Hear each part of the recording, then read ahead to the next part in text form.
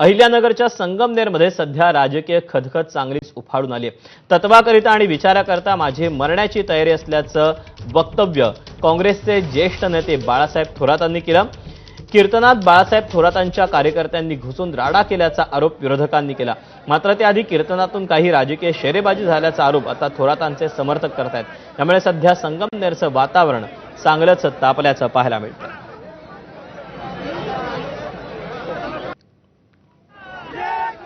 आणि याच सगळ्या पार्श्वभूमीवर आता बाळासाहेब थोरात यांच्या समर्थनासाठी आणि शहरातल्या वातावरणाकरिता ही सद्भावना रॅली काढण्यात आलेली होती। बाळासाहेब थोरात यांनीच हे नेतृत्व केलेलं होतं आणि या सगळ्या सद्भावना रॅलीच्या दरम्यान बोलताना बाळासाहेब थोरातांनी मी तत्वाकरता आणि विचाराकरता माझी मरण्याची देखील तयारी असल्याचं त्यांनी वक्तव्य केलं होतं। याशिवाय या संपूर्ण शहरातलं वातावरण कोण बिघडवतंय असा त्यांनी अप्रत्यक्षपणे सवाल भाजपचे आमदार अमोल खताळ यांना केलेला होता आणि कीर्तनकारांना देखील उद्देशून त्यांनी भाष्य केलं होतं।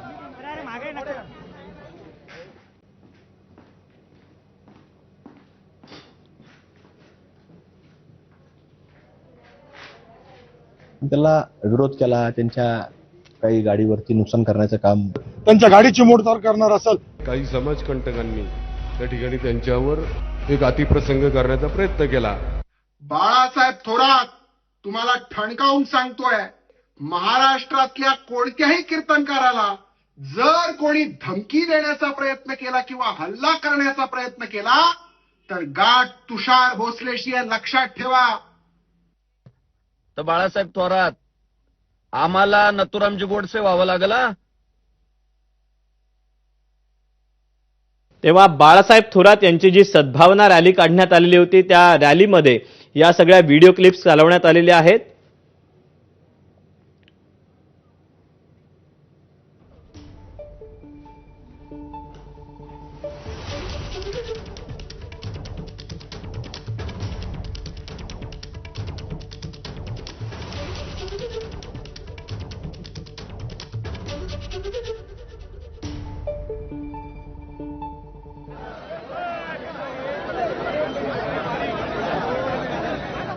दरम्यान बाळासाहेब थोरात यांनी सभेतून केलेल्या टीकेला कीर्तनकार संग्राम भंडारे यांनी काय प्रतिक्रिया दिली ती आपण पाहूया।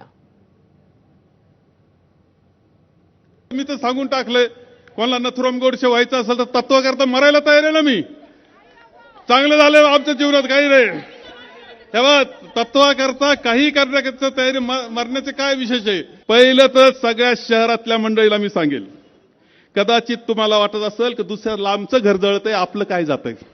अरे जेव्हा तुमचं बिघडल ना तर दुरुस्तीला कुणी राहणार नाही शिल्लक, एवढं लक्षात ठेवा। माझं वाक्य लक्षात ठेवा, नोंदून घ्या शहरातली मंडळी। तुमच्या डोक्यांमध्ये सुद्धा बरंच घुसलंय विष। खरं काय, खोटं काय, चांगलं काय, वाईट काय हे ठरवलं पाहिजे तुम्ही सुद्धा। जे चांगलं आहे त्याच्या पाठीशी उभं राहिल्याची जबाबदारी तुम्ही घेतली पाहिजे, तुम्हाला सांगतो। खोटं बोला पण रेटून बोला। या बाबतीत सन्माननीय बाळासाहेब थोरातांचा कोणच हात धरू शकत नाही, हे आज त्यांनी त्यांच्या मोर्चातून स्वतः सिद्ध केलं। मग मी राजकारणावर गुलेवाडीत जे बोललो ते दाखवायला पाहिजे होतं त्यांनी सापडलं का माझं राजकारणावर तिथं बोललेलं। मी बोलतो ना इतर कीर्तनांमध्ये, पण जिथे हिंदू धर्मियांमध्येच दोन गट आहे तिथे मी फार मोजून मापून फक्त माझ्या हिंदू धर्माचा प्रचार प्रसार करतो। जिथे संपूर्ण गाव हिंदुत्ववादी आहे त्या ठिकाणी मी काही चांगल्या नेत्यांचे, हिंदुत्वाला साथ देणाऱ्या नेत्यांचे नामोल्लेख करतो। आज उघडे पडले बाळासाहेब थोरात, लोकांना कळालं बाळासाहेब थोरात खोटं बोलताय। तर तालुक्यात दहशत निर्माण करण्याचं काम सुरू असल्याचा आरोप बाळासाहेब थोरात यांनी केला होता। त्याला संग्राम भंडारे यांनी प्रत्युत्तर दिलं। ज्यांनी काहीच केलं नाही ते आता ते गुन्हेगार करून ठेवलेले, आणि अशा खोट्या केसेस तालुक्यामध्ये खूप चालू आहेत, हेही लक्षात ठेवा। जाणीवपूर्वक चाललंय, या संपूर्ण तालुक्यात दहशत निर्माण करण्याचा कार्यक्रम चाललेला आहे। कोण बोलल त्याच्या दृष्टीत हे जे चाललंय ते थांबवण्याची गरज आहे। तुम्हाला लक्षात घ्या, खोट्या केसेस कोणत्याही परिस्थितीत थांबल्या पाहिजे। कोण गुंड आहे, कोण गाड्या जाळतं, त्यांचे जे भाचे त्यांनी त्या दिवशी पोस्ट टाकली की बाळासाहेब थोरात, विरोधक सुद्धा त्यांच्यावर फार मोजून मापून टीका करता। अहो बघा काय बाळासाहेब थोरातांबद्दल काय भावना आहे जनमानसामध्ये, आपण आत्मपरीक्षण करू।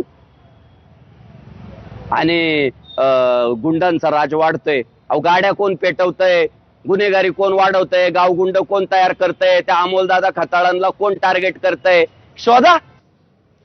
दरम्यान थोरात आणि संग्राम भंडारे यांच्यामध्ये आरोप प्रत्यारोप होत असताना गाडीचा मुद्दा देखील पुढे आलेला आहे. गाडीच्या मुद्द्यावर हे दोघं काय म्हणतात ते पाहूया.